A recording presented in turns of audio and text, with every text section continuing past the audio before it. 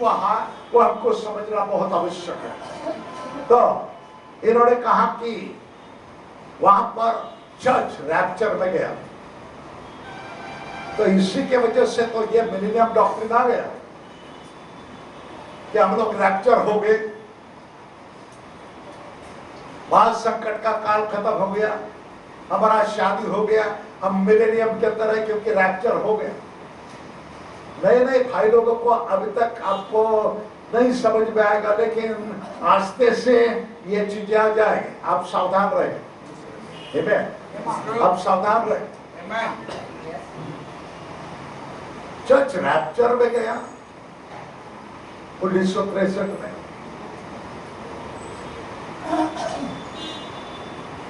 Patient में तो rapture गए तो इधर काय को आए?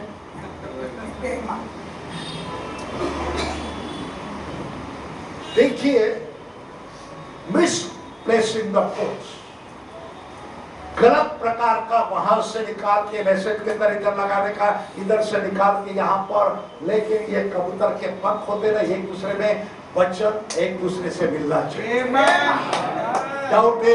हर एक वचन एक दूसरे से मिलना चाहिए। सो इसके वजह से बहुत सी चीजें हैं, लेकिन अपना बाइबल स्टडी बाकी में रह जाएगा। सो इसके लिए किसी को चाहिए कोर्स तो ये ले लेना, मेरे को बाद में मिल। सो हम लोग अपने बाइबल स्टडी को कुछ लिखने के लिए लाया, बाइबल लाया। तो हम लोग वचन को पढ़ने के लिए खड़े हो जाएंगे। मेरे लिए भी आपके दुआ में याद रखिए।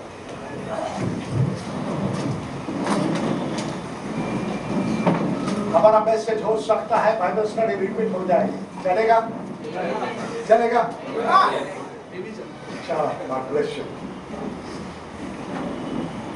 प्रकाशित वाक्य 10 को हम लोग वापिस पढ़ेंगे। मैं रिक्वेस्ट करता हूँ कि हिंदी में कोई भाई पढ़ ले। कौन पढ़ेगा हिंदी है? कॉर्डलेस है क्या? कॉर्डलेस माइक है अपने पास? नहीं। तो जो पढ़ने वाला भाई आप आगे आ जाइए, पढ़ने वाले भाई की तरह आगे आ जाइए। यस, पढ़ेंगे 1 से 7 तक प्रकाशित वाक्य 10 अध्याय। फिर मैंने एक और शक्तिशाली स्वर्गदूत को बादल ओढ़े हुए स्वर्ग से उतरते देखा। उसके सिर पर मेघधनुष था, उसका मुंह सूर्य के समान और उसके पांव आग के खंभे के समान थे। उसके हाथ में एक छोटी सी खुली हुई पुस्तक थी। उसने अपना दाहिना पांव समुद्र पर और बायां पृथ्वी पर रखा और ऐसे बड़े शब्द से चिल्लाया जैसा सिंह गरजता है। और जब वह चिल्लाया तो गर्जन के 7 शब्द सुनाई दिए। जब 7 गर्जन के शब्द सुनाई दे चुके तो मैं लिखने पर था, पर मैंने स्वर्ग से यह शब्द सुना, जो बातें गर्जन के उन 7 शब्दों से सुनी है उन्हें गुप्त रख और मत लिख। जिस स्वर्गदूत को मैंने समुद्र और पृथ्वी पर खड़े देखा था, उसने अपना दाहिना हाथ स्वर्ग की ओर उठाया और जो युगानुयुग जीवता है और जिसने स्वर्ग को और जो कुछ उसमें है और पृथ्वी को और जो कुछ उस पर है और समुद्र को और जो कुछ उसमें है सिरजा, उसी की शपथ खाकर कहा, अब तो और देर ना होगी, वरन 7वें स्वर्गदूत के तुरही फूंकने पर होने वाले शब्द के दिनों में परमेश्वर का गुप्त मनोरथ उस सुसमाचार के अनुसार जो उसने अपने दास भविष्यवक्ताओं को दिया पूरा होगा। प्रार्थना करते जीवित और प्रभु को धन्यवाद करते। प्रभु तो रहे ये वचन हमारे लिए विनती करते हैं कि इसको तो प्रकट कर हमको समझने के लिए तेरी आत्मा दे। मैं अपने आप को, भाई बहनों, बच्चों को, सेवकों को तेरे हाथ में देते हैं। प्रभु यीशु के नाम से मांगता हूं। बैठेंगे।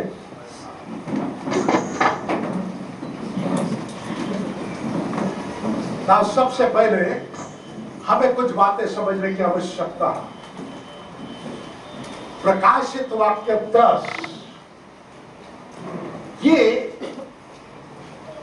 ब्रदर ब्रैनम के मैसेज के मुताबिक थर्ड पुल का मिनिस्ट्री है, और इतना नहीं बल्कि opening of the seals, seal की किताब खुलना, और ये बलि स्वर्गदूत किताब को लेके नीचे आना, ये भाई ब्रैनम को दी हुई सेवकाई के बारे में बताया जाता है।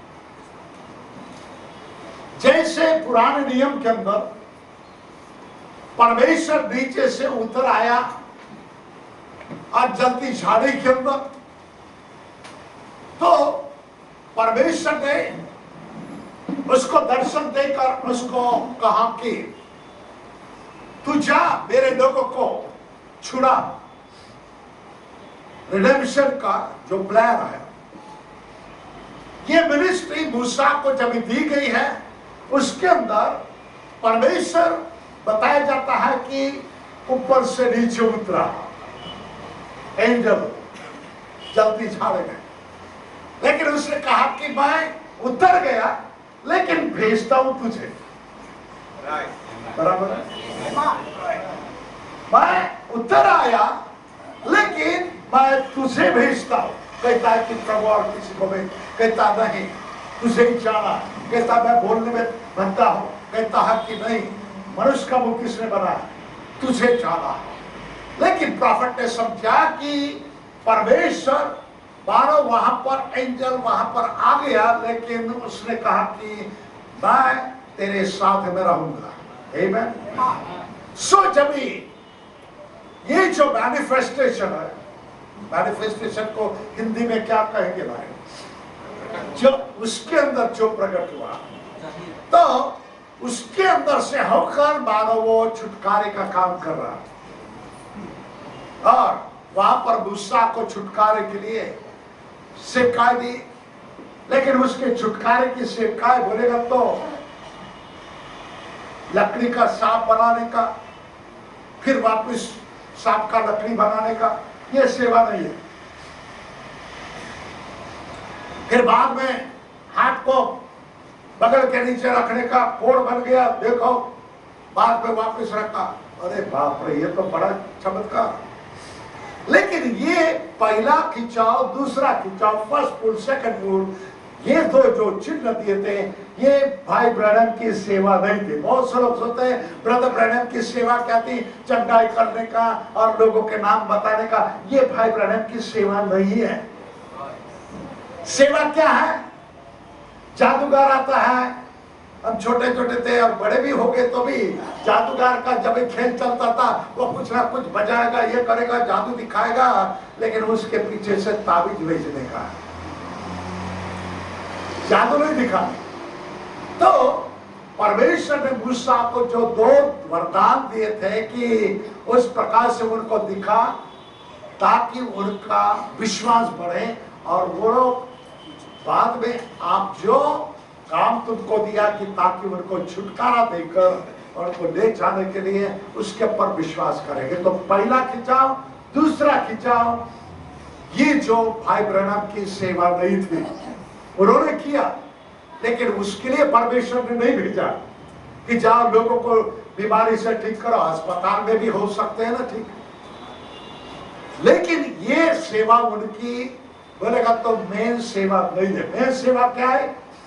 तीसरा खिंचाव जो है उनको वहां से छुटकारा देकर नए देश के अंदर लेके जाने का, और इसके वजह से हमारे जमाने का जो नबी है उसको भी प्रभु ने प्रकाशित वाक्य थीम के अंदर और सनसेट माउंटेन के अंदर वहां पर आ गया, लेकिन कहा कि तू जा, बोला है। वहां पर उन्होंने क्या कमीशन दिया कि जा ये संदेश उनको दे दे। देखिए बराबर है, मिलना चाहिए वचन के अंदर। सो भाई ब्रैनम की मेन जो सेवा है जो तीसरे खिंचाव के अंदर बताई जाती है। तीसरे खिंचाव, तीसरा खिंचाव क्या है? तीसरा खिंचाव सीक्रेट कहा जाता है। तीसरा खिंचाव किसको ज्यादा मालूम नहीं है? 7 गर्जना किसको ज्यादा मालूम नहीं?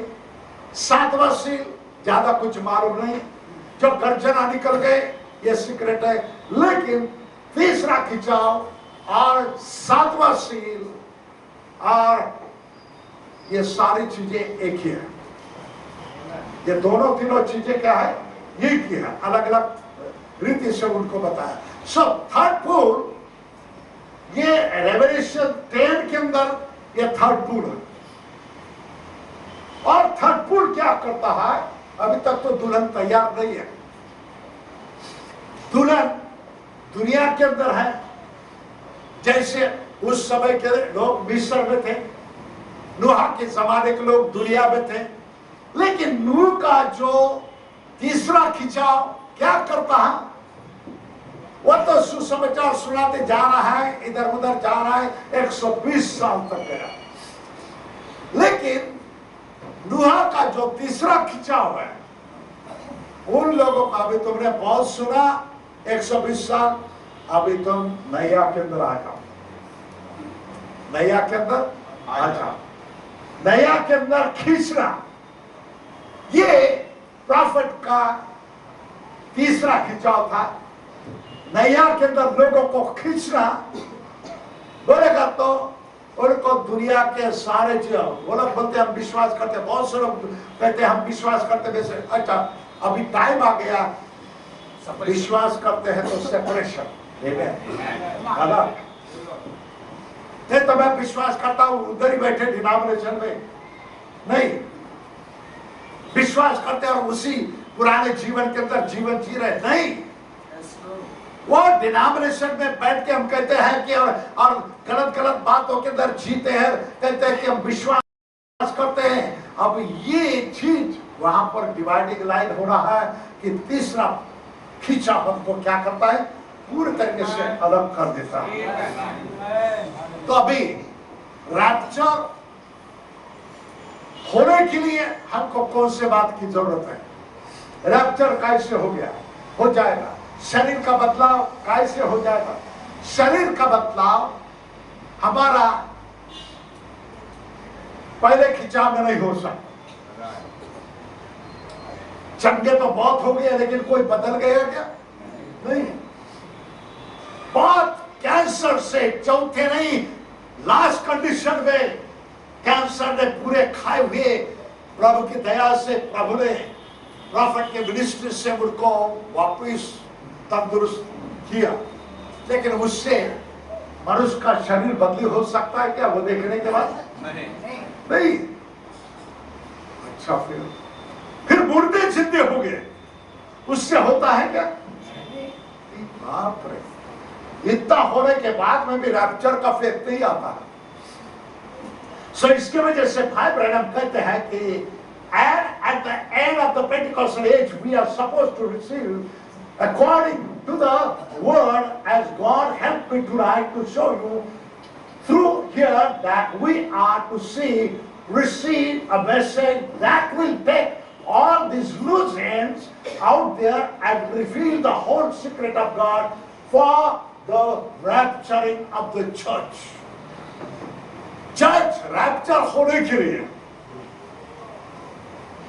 कोई विशेष बात की जरूरत है। And then there is a coming forth the 7 mysterious thunders. That's not even written at all. That's right, and I believe that through those 7 thunders will be revealed in the last days in order to get the bride together for a rapturing faith. Third pool और 7 गर्जना का भेद, ये सभी एक ही है 7वां से। उसमें से क्या हमको मिलेगा? रैप्चर होगा नहीं है बल्कि रैप्चर का फेथ मिलेगा। आमेन। कहता रैप्चर नहीं हो जाएगा लेकिन रैप्चर होने के पहले ये मैसेज तो होना चाहिए। आमेन। तो ये फेथ हमारे अंदर पैदा करने के लिए ये तीसरा खिंचाव का मैसेज है, या 7 गर्जना, उसके अंदर काफी चीजें हैं जो स्टडी करते हैं, आप जानते हैं। लेकिन यहाँ पर हम लोग पढ़ते हैं, believe that through those 7 thunders will be revealed in the last days in order to get the bride together for a rapture in faith, विश्वास बढ़ने के लिए। अभी तो हमने तो कैंसर से पीड़ित उनको देखा, बदली नहीं हुआ, मुर्दे जिंदे हो गए, रूपांतर का विश्वास नहीं आया। सो भाई ब्रैनम कहते थे, we have seen lots of wonders, even the cancer से पूरे खाए हुए लोग भी प्रभु ने उनको चंगा कर दिया, मुर्दे भी जिंदे हो गए, लेकिन फिर भी हमको उससे बढ़कर और कुछ बातों की जरूरत है। यस सर, देखिए, there is something right together for a rapture in faith, because what we got right now, we बोलेगा तो फर्स्ट पुल सेकंड पुल जो हमारे पास में भी चल रहा है मिनिस्ट्री, कहता है कि what we got right now, we won't be able to do it। इससे हमारा रैप्चर फेथ हमारे अंदर नहीं आएगा, रूपांतर का विश्वास नहीं आएगा, हमको इससे बढ़कर कोई चीज की आवश्यकता है। सब कहता है कि there is something we have got to step further, इससे फर्स्ट पुल सेकंड पुल, अभी इससे बढ़कर हमको और कोई चीज में हमको ऊपर जाना है। Step further, not backward। We cannot have enough faith for a divine healing, hardly। We have got to have enough faith to be changed in a moment and be swept up out of this earth। इस दुनिया से बदलकर यहाँ से निकल जाने के लिए हमको ये विश्वास की आवश्यकता है। तो ये विश्वास हमको कैसे मिलेगा?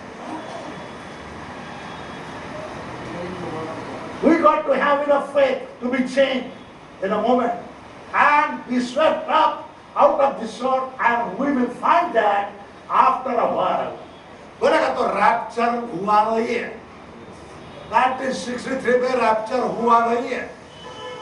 वो रैप्चर होने के लिए अभी मैसेज आ रहा है, ताकि ये मैसेज हमको क्या करेगा, रैप्चर का फेथ देगा, आप प्रभु के आगमन के लिए हमको तैयार करेगा।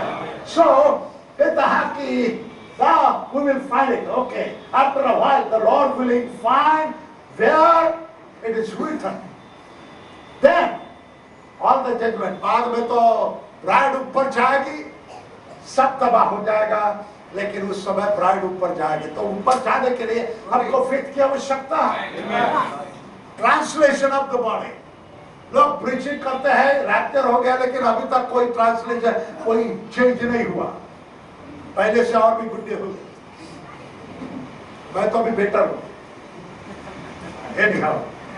प्रभु सबको बदली करते हैं, प्रभु इनके बाद में मेरे को भी बदली करते, प्रभु हम सबको साथ में जाने दे। सो इसके लिए रैप्चरिंग फेथ हमको कैसे मिलेगा, बॉडी का परिवर्तन कैसे हो जाएगा, things that are to B.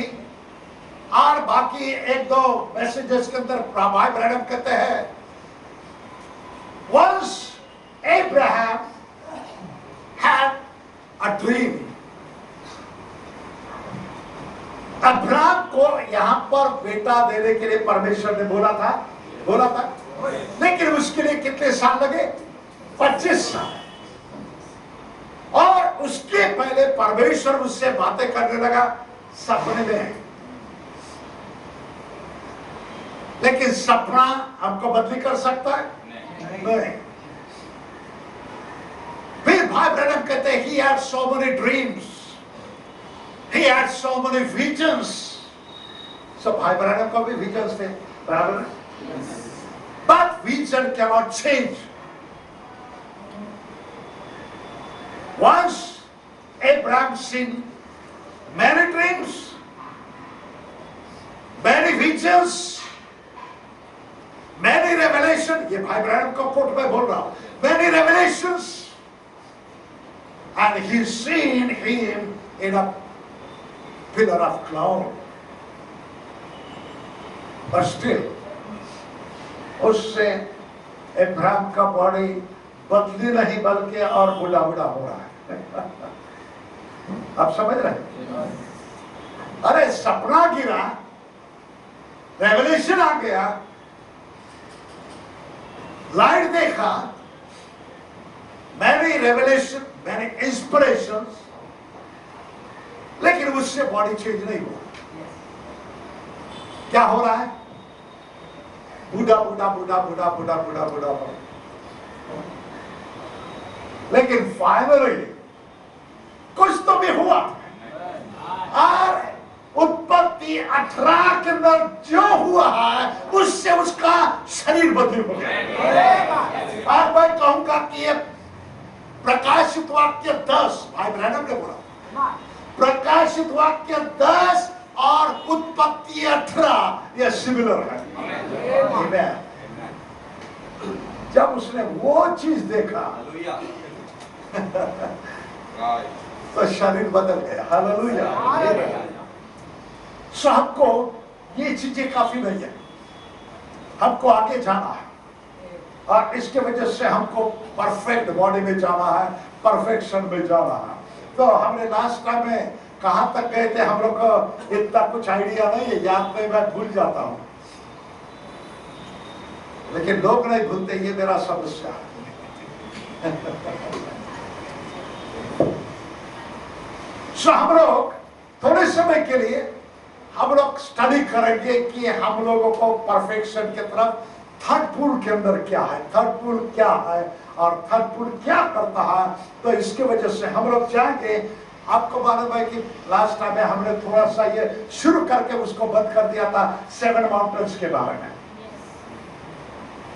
Sister Martha Morris के पास में मुझे लगता है वो मेरे को वो किताब मिलेगा तो मैं वो पढ़ के बताऊंगा। उसके पास में सब नोट्स है। अच्छा, तो मुझे लगता है कि हम लोग कुछ बातों को पढ़ेंगे। Standing in the gap. अभी यहाँ पर बोर्ड नहीं है लिखने के लिए, लेकिन फिर भी हम लोग स्टैंडिंग इन द गैप के अंदर हम लोग कुछ बातों को पढ़ते हैं कि 7 माउंटेन पिक्स, पहाड़ की चोटियां। भाई ब्रैनम को प्रभु ने बोला कि मैं तुझे एवरलास्टिंग साइन देता हूं, एवरलास्टिंग साइन देता हूं। बोलेगा तो यशायाह को जैसे बोला मैं तुझे चिन्ह देता हूं, वैसे परमेश्वर ने भाई ब्रैनम को कहा कि मैं तुझे एवरलास्टिंग साइन मैं देता हूं, चिन्ह देता हूं। तो भाई ब्रैनम सोचे ये क्या है, ये क्या है? तो बाद में उन्होंने प्रभु ने उसको दिखाया कि 7 पहाड़ है, 7 पहाड़ है। लास्ट टाइम हमने सुना था। तो 7 बोलेगा तो 7 पहाड़ वहां पर है। सो भाई ब्रैनम ने देखा कि सारी इधर तो पहाड़ी दिख रही कुछ, लेकिन प्रभु की आत्मा उनको बोल रहे कितने पहाड़ है? तो उन्होंने गिना 1 2 3 4 5 6 7। अरे हाँ, प्रभु ने बोला कि तुम्हारा नाम उसके ऊपर लिखा हुआ है। अब भाई ब्रैनम को समझ में नहीं आ रहा, ये सब सिंबॉलिक है। मेरा नाम वहां पर पहाड़ों के पर लिखा हुआ है। हाँ, कहते हैं कि प्रभु ने उसको बोला कि कितने तेरे नाम के अंदर अक्षर है। तो भाई ब्रैनम गिनने लगे PRAMHA। विलियम में कितने हैं? 7 है। मैरियन में कितने हैं? 7। ब्रैनम में कितने हैं? तो 6 नहीं बल्कि 7 7 7 7। सो 7 ये परफेक्शन का नंबर है। आमेन। 7 ये परफेक्शन का नंबर है। कितने पहाड़ है? 7 है। अभी पहले पहाड़ी के ऊपर रहेगा तो हमको परफेक्शन आएगा नहीं, दूसरे तीसरे चौथे पांचवे छठवे नहीं। सो वहां पर आप देख सकते हैं कि उन पहाड़ों के ऊपर तुम्हारा नाम, तो भाई ब्रैनम ने